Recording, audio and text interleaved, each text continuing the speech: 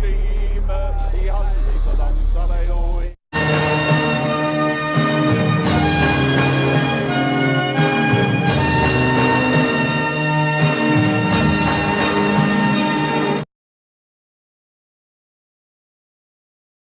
are living way beyond our means. Welcome to Irish History. So, in this video, I'll be talking about Dublin in 1875, the distillery and whiskey industry, and finally, the creation of the Dublin Fire Brigade. So, let's get right into it. In 1875, the area of Dublin City was composed within Royal and Grand Canals to the north and south, the port to the outskirts of Kilmainham east to west. At this time, Ireland had been part of the Union with Britain since 1801, and while British civil administration was in Dublin Castle, the city administration was done by the City Council, the Dublin Corporation. Lord Mayors, who are elected by the corporation, had powers over civic operations, but the districts outside the corporation's jurisdiction were administered locally by independent townships. But because of the Act of Union 1801, Dublin declined in importance since the Irish Parliament closed and the Irish MPs had to move over to Westminster in London. And even then, with the abandonment of Georgian houses, tenement housing became the norm, with conditions you wouldn't put a dog into, let alone a human. But humans lived in these tenement homes. In the Liberties, the tenement houses were of poor quality, since the gentry never lived there, but the Liberties before this time was originally outside Dublin, but once Dublin city expanded, the Liberties became important, not like the industrial base that was Belfast, but Dublin had to rely on funding from local industries like the breweries and distillery trade. And the South Inner City / Liberties is known as Dublin's Golden Triangle for breweries, distilleries, attended malt houses, and bonded stores. In the early 1800s, Dublin emerged as a distillery centre with export to Britain and other corners of the empire, as well to the US for high-quality Irish whiskey.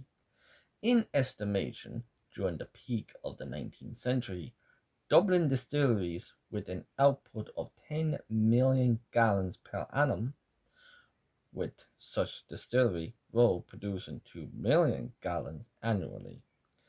Now, there were four largest distilleries in Dublin: Roe, John Power, John Jameson, and William Jameson. But there were smaller distilleries as well.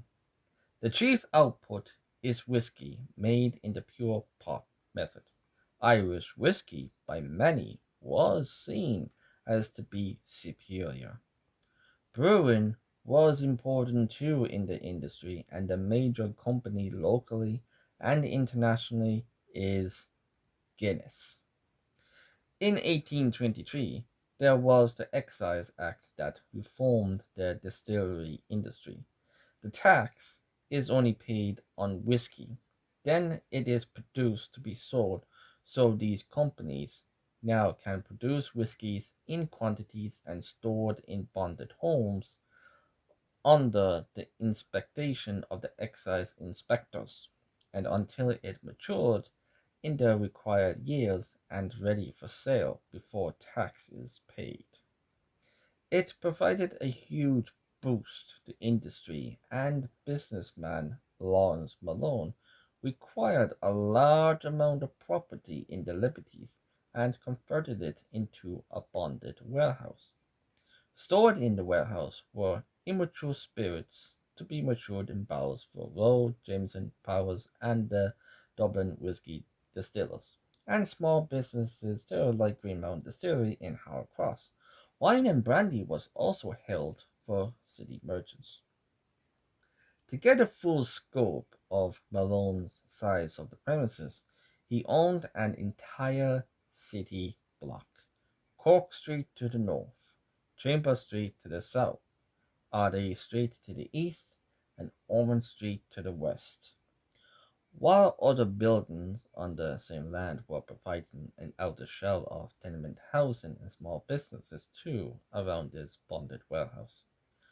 And this crowdedness was already an overcrowded part of the city, and danger would soon come to the Liberties. The Dublin Fire Brigade, which was founded in 1862, was commanded by James Robert Ingram. He held the title as captain, as it was customary for chief officers for the brigades at the time. Ingram, an Irishman who immigrated to the United States in the 1850s, worked as engraver in New York for banknote plates. But during his spare time, he was a fireman volunteer in the old New York Fire Department. Ingram was a member of Niagara Hose Company in Lower Manhattan, but also became a member of the Freemasons in 1854 of the Amity Lodge number 323, and this lodge had strong links to fire departments. Eventually, he went back to Ireland, and the Dublin Corporation advertised a job for an officer to run the fire service. Ingram saw the advertisement and applied for the position, and since he was successful, Ingram set about building an efficient fire service for Dublin. The firefighters came from different backgrounds, but tradesmen were favored because they knew how to build houses and knew how fire would behave if the buildings were caught on fire, and seamen were favored to perform duty in all weathers. This brigade also had few men also experienced in the army, like one who served during the Crimean War. Another two, Thomas Baines and James Wren, also served in the St. Patrick's Battalion in the Papa Army during the Italian Reunification War. The new fire brigade would be based in two stations, the headquarters in South William Street, while the substation is in Whitehorse Yard. While a corporation waterwork depot was off Weinhaven Street behind St. Patrick's Cathedral. Also in William Street, single men lived in dormitories in the station, while married men lived in Whitehorse Yard, which was also close to tenement houses by Cook Street. The Whitehorse Yard was a fire extinguishing depot for the old Corporation Waterworks Fire Brigade. The Waterworks Brigade were made up of members of the Waterworks Department of the corporation, and it was a part-time brigade which was available to be called upon to fight fires for the city, but other fire services available before the formation of the municipal brigade of various fire services companies operate in the city, and each maintained a fire brigade which was usually manually pumped, and some of the staff were trained to provide firefighting services for customers whose houses were marked with a company fire mark to show they are insured and be able to call for the services of the insurance brigade. Another fire service available to the insured and the not insured was the parish pump brigades, which are operated by the Church of Ireland parish in the city because an act in 1715 the parish have large and small engines which also be used for adjoining parishes. The new brigade was equipped with 4 London pattern manual fire engines, and their steam engine was capable of pumping 300 gallons per minute, added in 1864, but a second 300 gallons per minute pumper was added in 1867. These pumps were manufactured by a London company by James Mason, who was the leader of the field at the time. While Ingram's small force was adequately supplied with fire engines, their brigade also had the benefit of the Bartry water scheme, which supplied clean water which was used for the public and for the fire brigade. The firefighters wore red flannel shirts inspired by American design, which also wore keepers on their heads in American design. They also wore helmets when fighting fires with the Dublin coat of arms, and this type of helmet was introduced in the British fire service in the 1860s by then Chief Officer of the London Fire Brigade, a Corkman, Air Massey Shaw, who was also a chief constable in Belfast.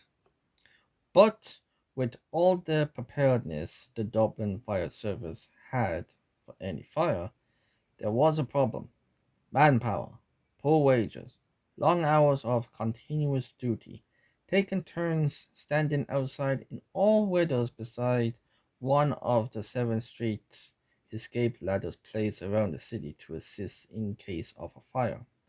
At the time of the fire, Ingram only had 25 men, 7 detailed to fire escape duty, 2 for night duty for 2 theaters, so 15 with Ingram were to fight fires. It wasn't until the 1890s the Dublin Fire Brigade was authorized to have 40 men. So that is all for today. Next video I will be talking about the fire. So until then, slán in ish.